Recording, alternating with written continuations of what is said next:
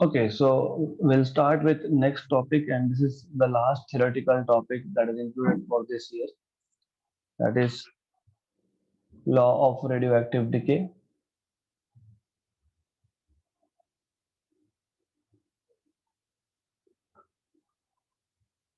Law of radioactive decay. So as you know, कि some topics are deleted from this year's syllabus. तो basic introduction जो है radioactivity का वो deleted है, but I just tell you theoretically what is radioactivity. Then we'll see what is radioactive decay law also. तो you must be knowing that जो heavier elements होते हैं, मतलब जिनका atomic number, you know what is atomic number? Atomic number is total number of protons and neutrons. This is total number of protons. What is atomic number? What is mass number then?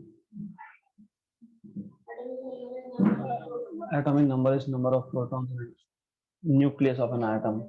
So we already know that for Z greater than 82, heavier elements के लिए heavier elements are unstable. तो कोई भी एक unstable element, और unstable क्या होता है? एटम नहीं अनस्टेबल होता है, न्यूक्लियस अनस्टेबल होता है. So this topic is from nuclear physics. Okay, so any unstable nuclei, it decays मतलब disintegrates, मतलब क्या होता है इसका कि it emits some particle, and it emits some particle to achieve stability. For example हमारे पास एक न्यूक्लियस है जो अनस्टेबल है, इसको स्टेबल होना है, तो it will emit some particles. It can emit three different particles. It can emit alpha particle, it can emit beta particle. Beta में दो होते हैं, तो यू हैव बीटा माइनस, मतलब electrons are emitted from inside the nucleus. Electrons do not exist inside the nucleus, वो nucleus के अंदर exist नहीं करते, लेकिन वो इमिट होते हैं. मतलब जब एक अनस्टेबल न्यूक्लियाई स्टेबल होने की कोशिश करता है, तो it generates an electron and throws it out. That is beta minus decay. दूसरा होता है beta plus decay. Beta plus decay मतलब पॉजिट्रॉन का emission. Positron is nothing but positive electron whose charge is plus E but mass is equal to mass of electron. आपको पता है proton का भी जो चार्ज होता है वो प्लस ई होता है, लेकिन प्रोटॉन का mass is not equal to mass of electron. Mass of electron is 9.1 into 10 power minus 31 kilogram. Mass of proton is 6 point something into 10 power 1.6 into 10 power minus 27 kilogram. Something मुझे याद नहीं exact value, because I just play with order of magnitude. तो आप देख लेना 1.67 है I guess, right. Okay, so proton और positron में डिफरेंस क्या है? प्रोटॉन पे चार्ज होता है प्लस ई, मास होता है मास ऑफ प्रोटॉन विच इज 1.67 10 पर माइनस 27 किलोग्राम. और पॉजिट्रॉन मतलब पॉजिटिव इलेक्ट्रॉन, इस पे भी चार्ज होता है प्लस ई, बट इसका मास होता है equal to mass of electron. So there is difference in the masses. Okay, good. तो another type of emission that you can have from an unstable nuclei is gamma radiation.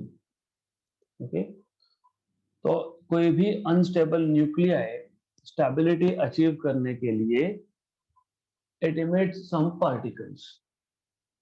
हमको बाद में पता लगा कि ये पार्टिकल्स है, तो पहले इसको बोलते थे radiation. So it emits some radiation. So it can emit alpha particle. Alpha particle is nucleus of helium atom, दो प्रोटॉन दो neutron, right. It can emit beta particle. Beta में दो टाइप के इमिशन होते हैं, beta minus and beta plus. And gamma, gamma is purely radiation, वो electromagnetic radiation है, it is not particle. Good, right. तो जब एक न्यूक्लियस, मान लो मेरे पास एक न्यूक्लियस है एक्स, जिसका एटॉमिक नंबर है Z और मास नंबर है A.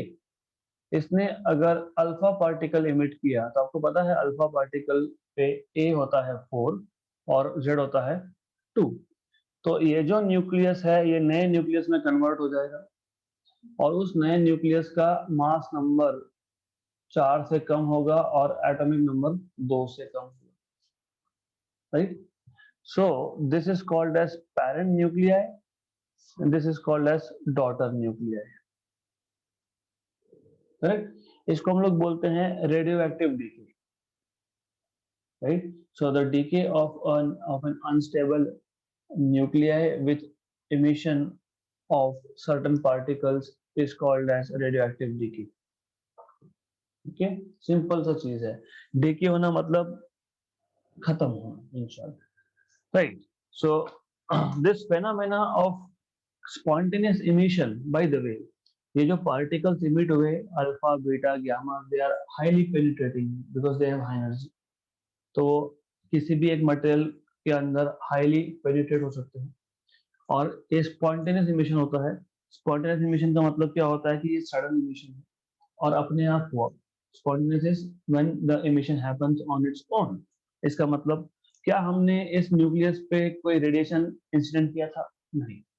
अगर रेडिएशन इंसिडेंट करने के बाद इमिशन होता तो उसको आप बोलते हो स्टिमुलेटेड इमिशन। लेजर्स ऐसे वर्क करता है, जो लेजर लाइट आप यूज करते हो उसमें जब लाइट इमिट होता है तो वो अपने आप ट्रांजिशन नहीं हुआ। I go into little bit of details of it. Anyways, दो टाइप के इमिशन होते हैं, एक होता है स्पॉन्टेनियस जब इमिशन अपने आप होता है, दूसरा होता है stimulated when you are forcing for this nucleus to emit या फिर you are forcing electron to make a transition from higher level to lower level. हम न्यूक्लियर फिजिक्स में है, don't confuse it with atomic physics, but just to tell you an example what can happen is, मान लो ये ground state है और मान लो ये फर्स्ट एक्साइटेड स्टेट है, ओके? हमारे पास एक इलेक्ट्रॉन है जो यहाँ पे था ग्राउंड स्टेट में, हमने एनर्जी दिया उसे और ये ऊपर आ गया, right? Now it will make a transition back to ground state. जब भी ये ग्राउंड स्टेट पे ट्रांजिशन करेगा तो it will emit some light. There are two ways that this electron can make a transition. एक अपने आप spontaneously, तो इसका लाइफ टाइम ज्यादा होता है because it will stay there for longer time. दूसरा, we are forcing it, हमने क्या किया? स्टिमुलेट किया। स्टिमुलेट करना पता होगा बायो के स्टूडेंट को, राइट? सो यू आर, मैं मेरी लैंग्वेज में बोलता हूँ because I am not a student of biology, छेड़खानी करना। So we are doing something, hitting more photon या फिर we are providing some kind of energy, so we are pushing this electron go back। तो इस case में यहाँ पे life time कम होगा और ये हम लोगों ने स्टिमुलेट किया था, इसलिए जो इमिशन होगा उसको बोलेंगे स्टिमुलेटेड इमिशन, राइट? तो अभी न्यूक्लियर फिजिक्स की हम बात कर रहे हैं। हमारे पास एक अनस्टेबल न्यूक्लिया है, हमने कुछ किया क्या? नहीं, वो अपने आप डीके हो गया, right? So this particles they are spontaneously emitted. So how do you define radioactivity? Is simple. The phenomena of spontaneous emission of highly penetrating particles from inside the nucleus of an unstable atom is called as radioactivity. Unstable atom क्यों बोला? क्योंकि nucleus is a part of atom. Okay? So किसी भी unstable Nucleya या atom से जब spontaneous emission होगा radioactive particle, highly penetrating particles का, हाईली एनर्जेटिक पार्टिकल्स का या रेडिएशन का, उसको हम बोलेंगे रेडियो एक्टिविटी। क्लियर यहाँ तक? What is radioactivity? ऐसा क्यों होता है? Everything wants to achieve stability, everything in this universe wants to have stability. तो nucleus is part of this universe, उसको भी स्टेबिलिटी चाहिए, राइट? गुड। तो फॉर एग्जाम्पल अगर स्टेबिलिटी नहीं चाहिए होता तो फिर मॉलिक्यूल्स कैसे बनते? Why molecule, why H2O is formed, आपको पता होगा, ऑक्सीजन और hydrogen, why they come together to form a molecule? Because hydrogen के पास फर्स्ट ऑर्बिट में एक ही इलेक्ट्रॉन है, इसके पास भी एक ही इलेक्ट्रॉन है, और ऑक्सीजन के पास कितने हैं लास्ट ऑर्बिट में? 6। इसको 2 चाहिए, तो इसने बोला कि ठीक है, शेयरिंग इज केयरिंग, मैं एक तेरे से शेयर करता हूँ, यू शेयर माई।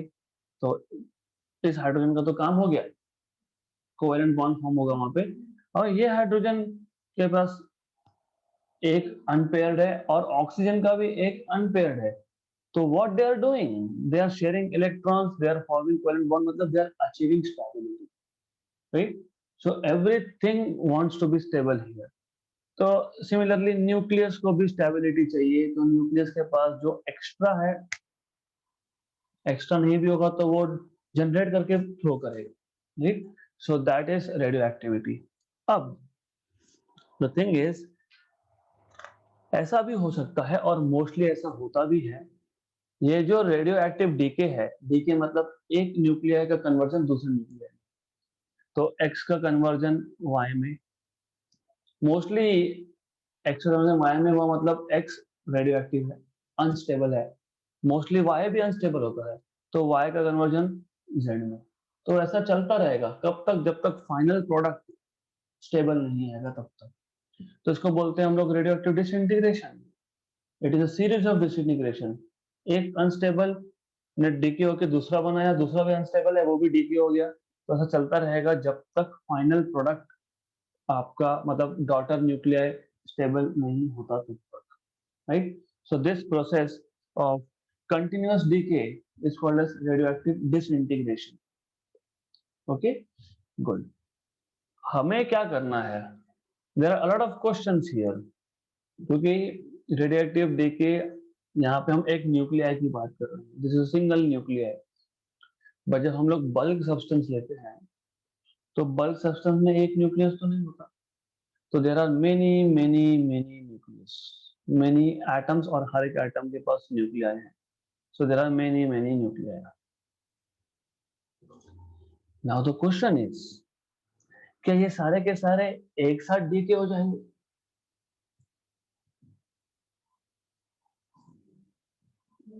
नहीं। क्यों नहीं? क्योंकि हमको पता नहीं कि सारे के सारे एक साथ बने थे कि नहीं। If all of them were produced at the same time, they will decay at the same time, right?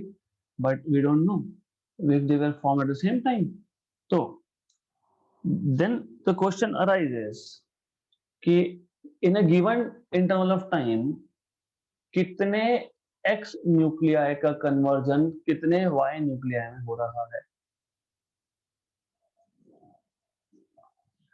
So radioactive decay law जो हमको देखना है, law of radioactive decay, it tells you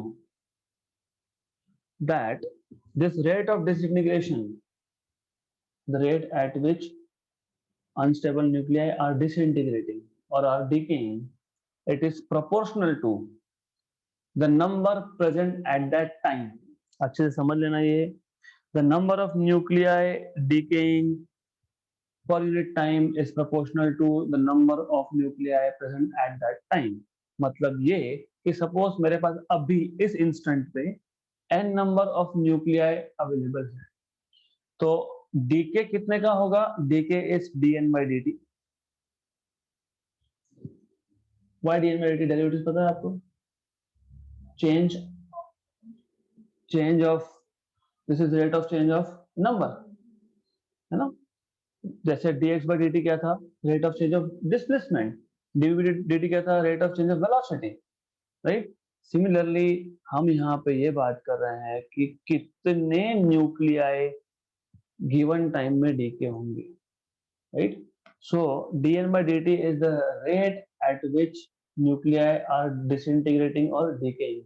So the number of nuclei decaying per unit time is proportional to the number present at that time.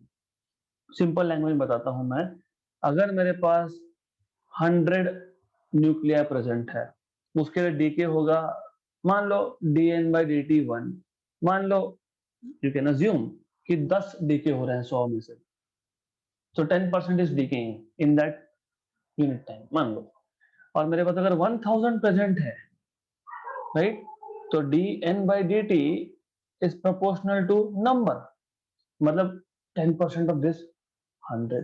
तो जितनी ज्यादा quantity है unstable nuclei का, उतना ज्यादा डीके है। So this is radioactive decay law. तो language अगर आपको लिखना है सिंपल है, the number of unstable nuclei decaying per unit time is proportional to the number of nuclei present at that instant of time. Simple. Now you know that कि जब भी आप proportionality के साइन हटाओगे तो you'll have to write down a constant. So lambda is called as decay constant or disintegration constant, right? But हमें पता है original मतलब पेरेंट न्यूक्लियाई तो कम हो रहा है ना, पहले 100 था, 90 का कन्वर्जन y में हो गया तो कितना बचा 10, राइट? जैसे भी है, I mean this numbers are just rough estimates, मैं आपको सिर्फ एग्जांपल के लिए दे रहा हूँ. What I am saying is कि अगर मेरे पास 100 क्वांटिटी है और 90 डीके हो गया तो 10 बचेगा, या 100 क्वांटिटी है और 10 डीके हो गया तो 90 बचेगा. In short what I am saying कि विद टाइम जो पेरेंट न्यूक्लियाई है उसका नंबर कम हो रहा है, इसलिए हम यहाँ पे डालेंगे एक negative sign. So negative sign indicates that the original nuclei और parent nuclei is decreasing with time. अगर आप डॉटर की बात कर रहे हो तो it is increasing with time, तो वहां पे प्लस है. Anyway, so if you know little bit of mathematics, ये जो इक्वेशन है this is called as differential equation of the first order. Differential equation क्यों? क्योंकि इसमें डेरिवेटिव है. जिस इक्वेशन में डेरिवेटिव होता है that is differential equation. Then first order क्यों? क्योंकि यहाँ पे पावर 1 है, नहीं तो आप लिखते है ना पावर 1 है, फर्स्ट ऑर्डर डेरिवेटिव है, सेकेंड ऑर्डर आएगा तो इसको आप लीनियर नहीं बोल सकते हो, राइट? गुड. देन और एक चीज है, यहाँ पे दो वेरिएबल है. क्या वेरिएबल है? एक तो n चेंज हो रहा है विथ टाइम, तो दो वेरिएबल है, और इन दोनों वेरिएबल को सेपरेट कर सकते हो आप. तो this differential equation is of the form of variable separable. तो इसको आप बोलते हो वेरिएबल सेपरेबल फॉर्म. तो वेरिएबल सेपरेबल फॉर्म में करना क्या होता है? करना ये होता है कि आपको एक वेरिएबल एक साइड पे, दूसरा वेरिएबल दूसरे साइड पे. Once you separate variables you are supposed to integrate.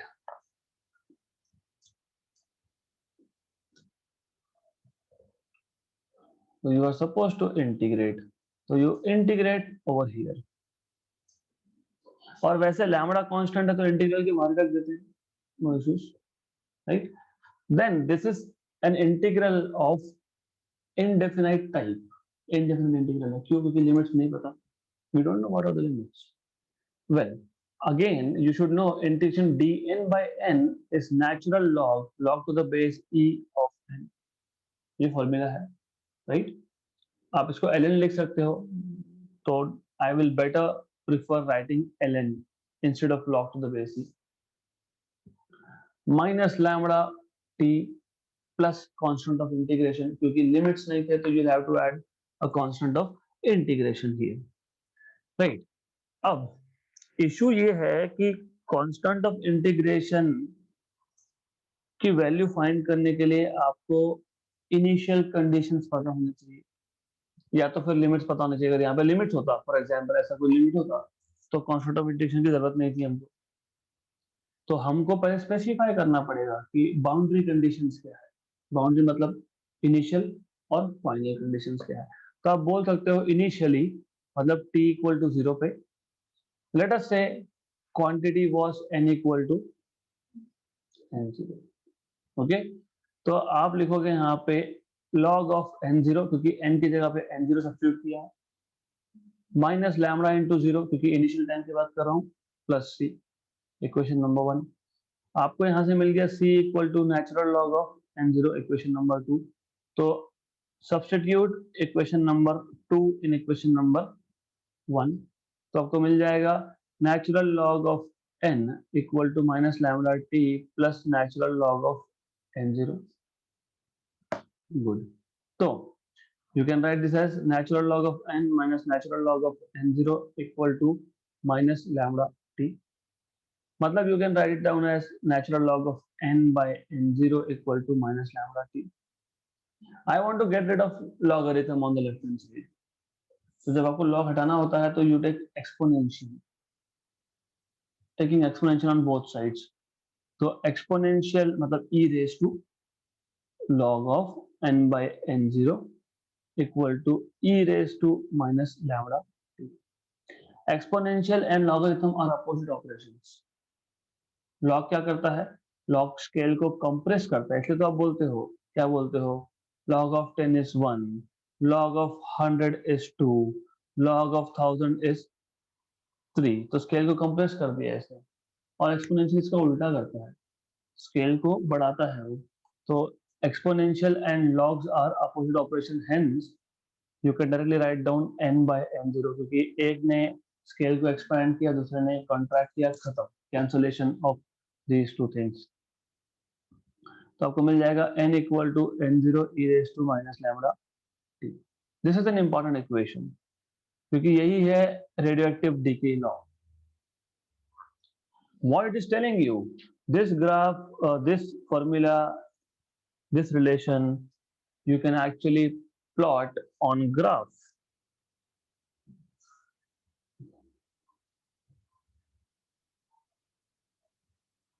तो अगर मैं ग्राफ प्लॉट करता हूं, let us plot time on the x-axis and quantity number of nuclei on the y-axis। Initial quantity कितना था हमारे पास, n0 हमने बोला है यहाँ पे। तो मैं मान लेता हूं कि ये इनिशियल क्वांटिटी है n0, right. Good, now this relation is exponential decay relation.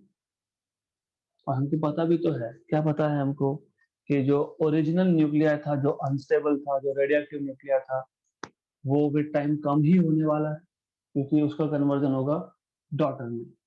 तो बट द फॉल और the rate of decay is exponential। So you know exponential decay looks something like this।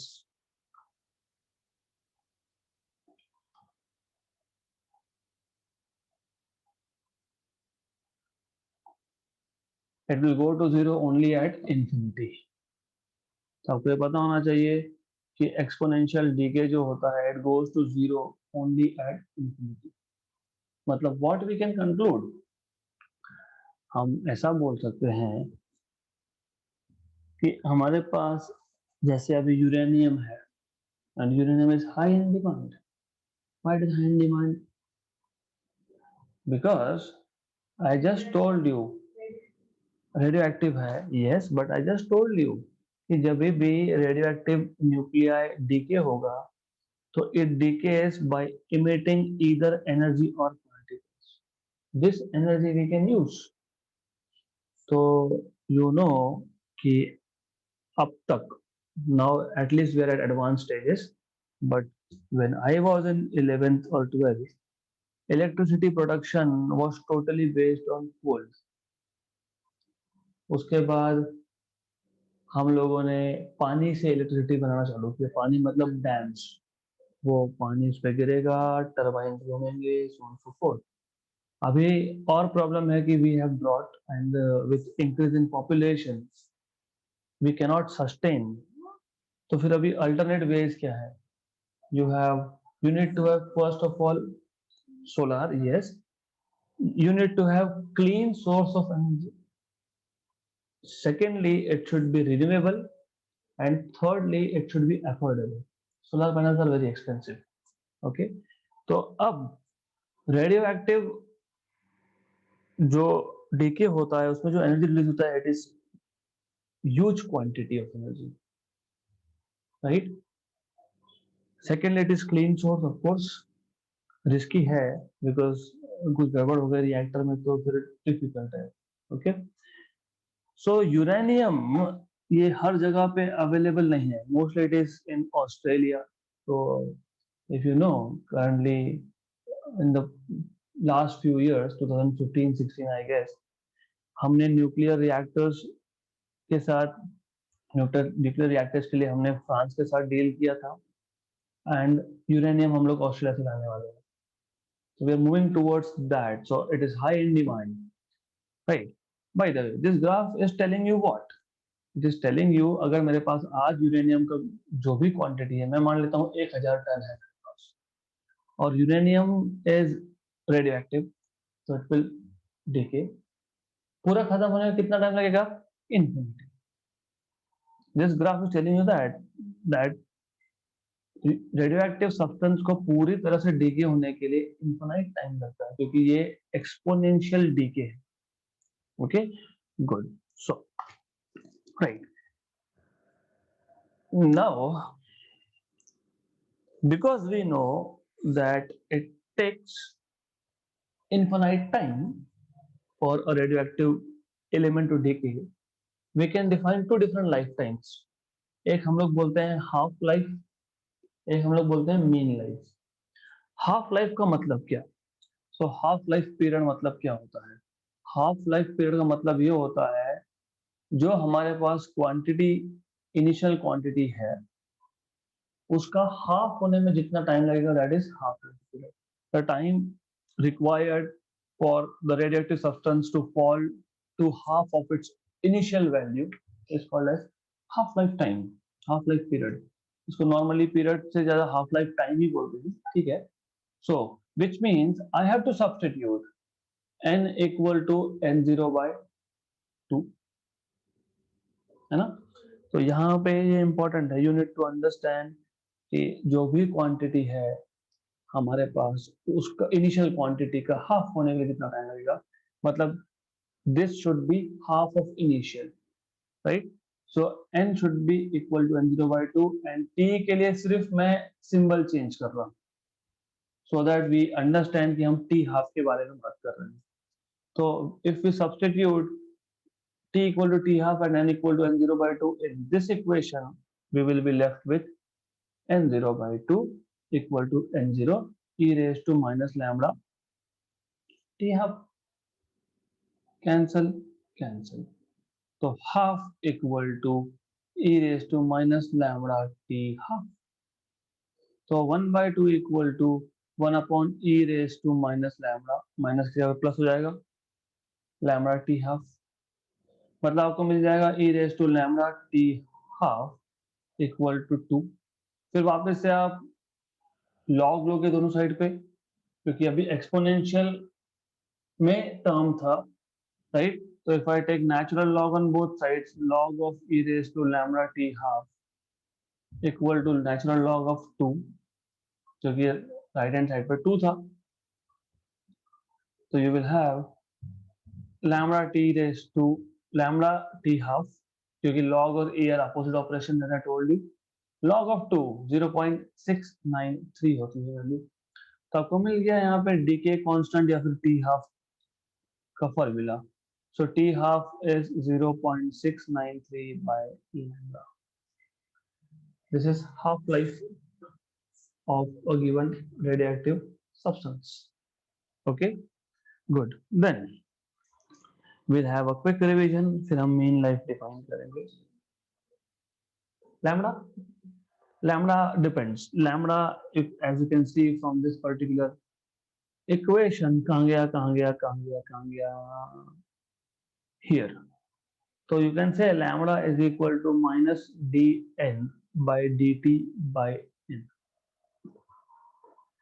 तो ये डिपेंड करेगा what is the rate of decay, जो कि dn by dt पे, और उस टाइम पे कितना क्वांटिटी है उस पे, राइट. तो it is constant at a given instant of time, but it will change with time, क्योंकि विद टाइम n भी तो चेंज हो रहा है, और n चेंज हो रहा है तो dn by dt भी चेंज हो रहा है.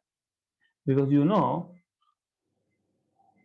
अभी अगर हमारे पास 100 क्वांटिटी है रेडियोएक्टिव सब्सटेंस की, और अगर उसका हाफ लाइफ मैं मान लेता हूँ 10 मिनट्स है, तो 10 मिनट के बाद कितना 50, अगले 10 मिनट के बाद कितना 25, अगले 10 मिनट के बाद कितना 12.5. तो n इज चेंजिंग, और क्योंकि n चेंज हुआ तो रेट ऑफ डीके भी चेंज हुआ, और अगर दोनों ही चेंज हुआ तो लैम्डा भी चेंज हुआ. तो lambda is constant, but it is constant eight a given instant of time. Okay, good. So we will quickly revise what is radioactivity, what is radioactive disintegration, what is law of radioactive decay, so on and so forth.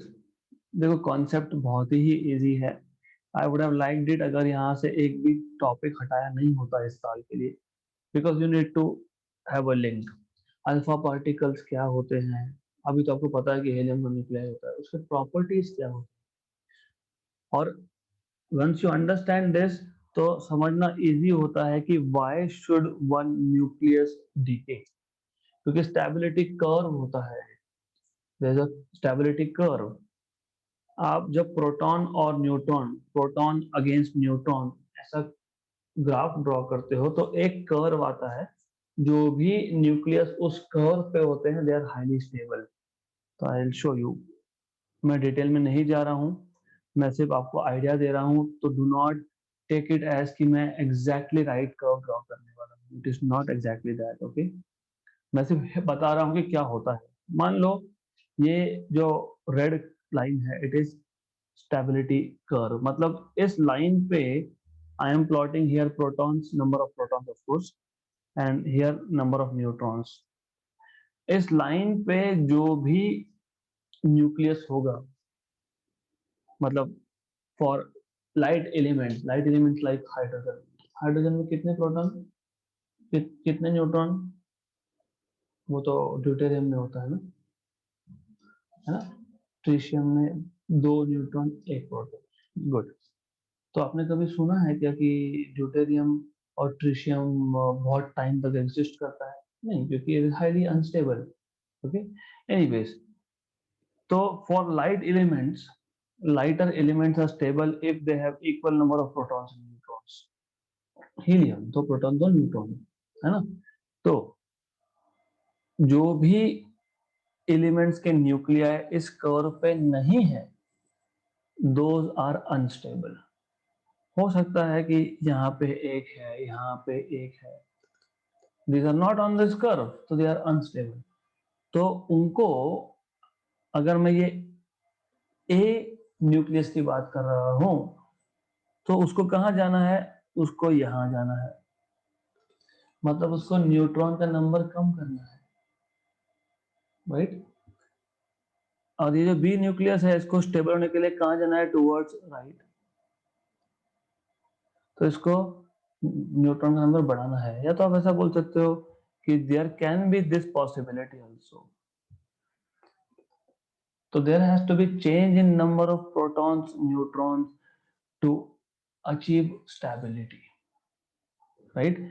इसका मतलब ये है कि जो nucleus है उसको खुद को स्टेबल बनाने के लिए has to give out some particle, has to give out emit protons, है ना, या फिर generate protons.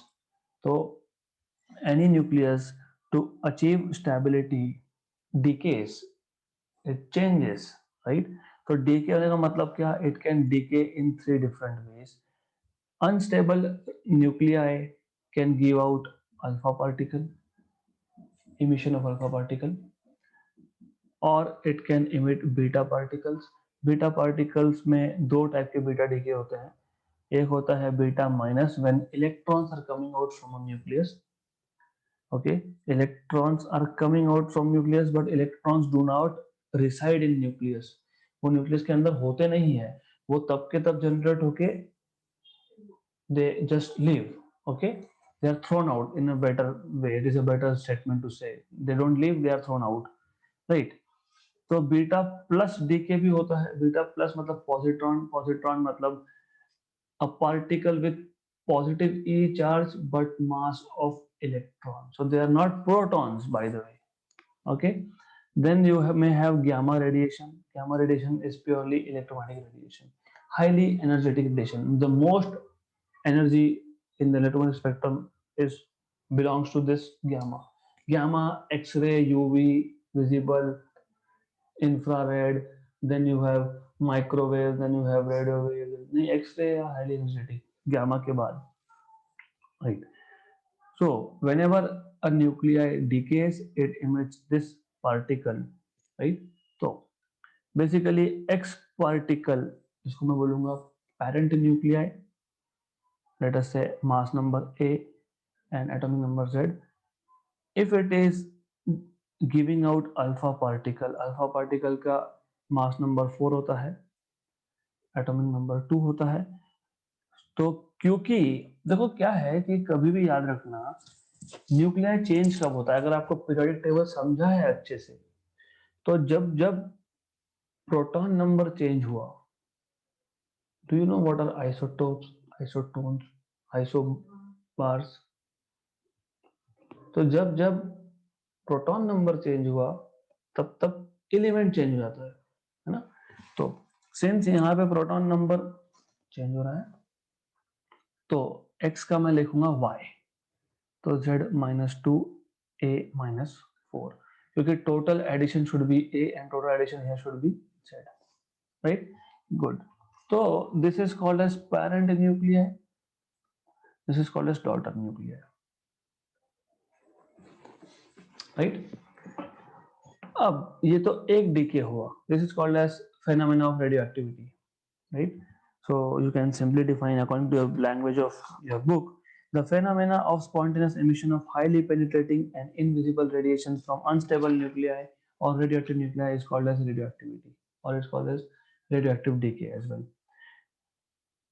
Ab, it is not really compulsory, or it is not really always possible कि X पेरेंट का जब डॉटर हो रहा है तो डॉटर स्टेबल हो सकता है, डॉटर भी अनस्टेबल है। हाँ, लाइफ टाइम अलग अलग हो सकते हैं, एक्स का हाफ लाइफ अलग, वाई का हाफ लाइफ अलग। तो जब तक फाइनल प्रोडक्ट जब तक स्टेबल नहीं होता तब तक ही चलता रहेगा, इसको बोलते हैं radioactive disintegration. Okay, now our task was to find out, question ये था अगर मेरे पास 100 रेडियोएक्टिव न्यूक्लियाई है, मतलब n रेडियोएक्टिव न्यूक्लियाई है, तो whether they will decay together, सारे के सारे एक साथ खत्म। ऐसा होता तो यूरेनियम कभी मिलता ही नहीं ना हमें, how could you find uranium? सारे के सारे रेडियोएक्टिव डीके खत्म, राइट? गुड। तो ऐसा नहीं होता है। So the rate of decay of radioactive nuclei is proportional to the quantity of nuclei present at that instant of time. So dn by dt is equal to lambda n with a negative sign, where negative sign is telling you that जो parent nuclei था with time कम हो रहा है, right? So there's a decay, that's why minus, and lambda is called as decay constant or disintegration constant. तो यहाँ से आप lambda को लिख सकते हो minus d n by d t by n. Clear? Now this equation is differential equation of variable separable form. There are two variables, n is changing with time, तो n is one variable and t is another variable। तो हम लोग पहले variables को separate कर लेंगे। Once you separate variables, you are allowed to integrate, you're supposed to integrate, तो आप इंटीग्रेशन करोगे। हमको फिलहाल लिमिट्स नहीं पता, because we don't know initial quantity कितना था, कितने टाइम के बाद कितना क्वांटिटी बचेगा, वी डोंट नो, तो हम जनरल एक्सप्रेशन बना लेंगे। Well you can actually put values here, आप बोलोगे n0 से n तक और टाइम 0 से t तक चलता है, you will get exactly the same expression. जो हमने इनिशियल कंडीशंस बोले थे मैंने यहाँ डाल दिया, t इक्वल टू 0 इनिशियल, और इनिशियल क्वांटिटी कितना है n02, initial quantity n0, final quantity n, चलता है, वैसा भी चलता है, you will get exactly the same expression. Okay, but just to give little bit of more insights, तो हमें यहाँ से मिलने वाला है dn by n का इंटीग्रेशन होता है log of n, natural log, not to the base 10, this is natural log, minus lambda t plus some constant of integration c. Okay, good. So ultimately what we had is this expression. Okay, अब since we want to find out what is integration constant, तो हम initial condition use कर लेंगे, हम बोलेंगे let us say initially at time t equal to 0 n was equal to n0, therefore you have log of n0, equal to minus lambda into 0 plus c, मतलब आपको सी मिल गया log of n0, इसको आपने equation 1 में substitute कर दिया, therefore from 1 and 2 you will have natural log of n equal to minus lambda t plus natural log of n0. इसको simplify करो अब, natural log of n minus natural log of n0 equal to minus lambda t. This is log of n by n0 equal to minus lambda t, right? ये भी related to decay law ही है, but we just want to write n and n0 without log, so we have to take exponential on both sides. So n by n0 will be equal to e0 e raised to minus lambda t. So n equal to n0 e raised to minus lambda t. This is law of radioactive decay. Okay, good. So you should know this. Then अब हमारे पास ये question आया, दो question आए actually. First question is how much time will it take for this radioactive nuclei to decay to half of its initial value. तो initial value जो भी होगी, initial quantity 1 ग्राम होगा, 0.5 ग्राम होने के लिए कितना टाइम लगेगा, right? So you can talk in terms of either initial mass or you can talk in terms of initial number of nuclei. So we can say put n equal to n0 by 2 and t equal to t half. So this t half will be defined as half life time, right?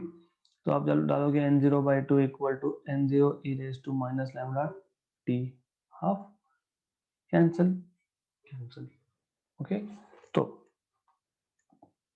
By the way ये graph मैं समझाता हूँ बाद में, और ये half life पे हम आ ही गए, तो गुड. तो यू विल गेट, हमने n0 कैंसिल कर दिया था, तो हमको मिल गया half equal to e raise to minus lambda t half. इसको सिंप्लीफाई कर लिया तो हमको मिल गया e raise to lambda t half equal to 2. फिर हमने दोनों साइड पे लॉग ले लिया, we took log on both sides, so we have lambda t half equal to log of 2, which is 0.693. This is natural log to the base 10 is different. Okay, 0.693 only comes when you take natural log to the base ही मतलब, तो हमको मिल गया t half. So we have t half is equal to 0.693 upon decay constant. और जो हमें DK law मिला था n equal to n0 e raised to minus lambda t, that can be represented graphically, and I want you to know this, क्योंकि जब हम लोग mean life, मतलब नेक्स्ट सेशन में हम लोग एवरेज लाइफ या मीन लाइफ जब डिफाइन करेंगे, तब हमको एग्जैक्टली एक ग्राफ पता होना चाहिए, इसका मतलब पता होना चाहिए, क्योंकि आपके बुक में जिस तरीके से बोला है, you may not be able to understand what is mean life, तो मैं अलग से मैंने बना के रखा है. So you need to understand, और मैं ग्राफिकली बताने वाला हूँ. So graphically you should know what is this graph. Initial quantity था हमारे पास n0 at time t equal to 0, क्योंकि टाइम t इक्वल टू 0 है, इसीलिए for this reason this particular point is on the y axis, क्योंकि x equal to 0 मतलब y axis, तो t equal to 0 मतलब n एक्सिस पे point आएगा. और इन सम बुक्स वो ऐसा करके रखा हुआ है. This is wrong. If you are not touching the point at an axis, तो t इक्वल टू 0 कहां से आया फिर? This is correct. तो initial quantity t equal to 0 पे हमारे पास n0 था, विथ टाइम डिक्रीज हो रहा है, लेकिन डिक्रीज कैसे हो रहा है? एक्सपोनेंशियल डिक्रीज हो रहा है, लीनियर डिक्रीज नहीं है ना. अगर लीनियर डिक्रीज होता तो फिर आप ऐसा स्ट्रेट लाइन ड्रॉ करते. This is not linear decrease. तो that equation, law of radioactive decay formula, it is telling you that the decay of radioactive substance is not linear but exponential, e raised to minus, right? Good. If you don't understand graphs, and I am very sure you are high-tech students, all of you have Android phones, make good use of it. Space नहीं होगी तो वो जो भी social media आप use करते हो हटाओ, उसमें ग्राफ प्लॉटिंग सॉफ्टवेयर डालो and that will help you. तो वहां पे आप इमीडिएटली फंक्शन डालोगे तो आपको ग्राफ प्लॉट करके दे देगा वो। तो यूल अंडरस्टैंड कि e raise to minus lambda t ऐसा ग्राफ दिखता है, e raise to plus lambda t ये ऐसा ग्राफ होता है। फिर क्वाड्रेटिक में मतलब पावर 2 में और क्यूबिक में क्या डिफरेंस होता है, ये you have to understand this. तो better you use some kind of graph plotting software और अलग अलग ग्राफ प्लॉट करके देखो, कंपेयर करके देखो, then you will exactly understand और जेडबल नीट में काम में आता है। Because you when you are asked graphical questions समझ में नहीं आ रहा what is parabola what is hyperbola, तो better do that. Anyways, so ये जो है एक्सपोनेंशियल डीके है, और एक्सपोनेंशियल डीके की एक खासियत भी होती है that the quantity goes to zero at t equal to infinity. करके देखो ना, don't don't rely on me, put n equal to zero, क्योंकि क्वांटिटी जीरो होने वाला है। Put n equal to zero, n zero e raise to minus lambda t, इसका मतलब e raise to minus lambda t is equal to zero. इसका मतलब 1 upon e raise to lambda t equal to zero. Solve करो इसको। Exponential की value zero कब होती है? एक्सपोनेंशियल की वैल्यू जीरो कब होती है? E raise to, that is what I am saying, exponential की जीरो कब होती है? t इक्वल टू इंफिनिटी पे ही होती है, राइट? तो that's why you are not suppose to touch this axis, क्योंकि आई हैव सीन क्या होता है कि ऐसा ऐसा आया, इधर टच कर दिया, अरे this is not exponential. Exponential decay में quantity goes to zero only at t equal to infinity, right? Good. So sufficient for today. In the next session what we are going to do is हम लोग mean life time या फिर average life time define करेंगे, हम लोग numericals solve करेंगे, and if possible next lecture में मैं थोड़ा एक्सटेंड करके इस चैप्टर को खत्म करने की कोशिश करूंगा इफ पॉसिबल, क्योंकि that means 1.5 hour lecture. Okay, notes मैं अपलोड कर देता हूँ जो भी लास्ट 2-3 सेशन के बाकी है, इट विल बी अपलोडेड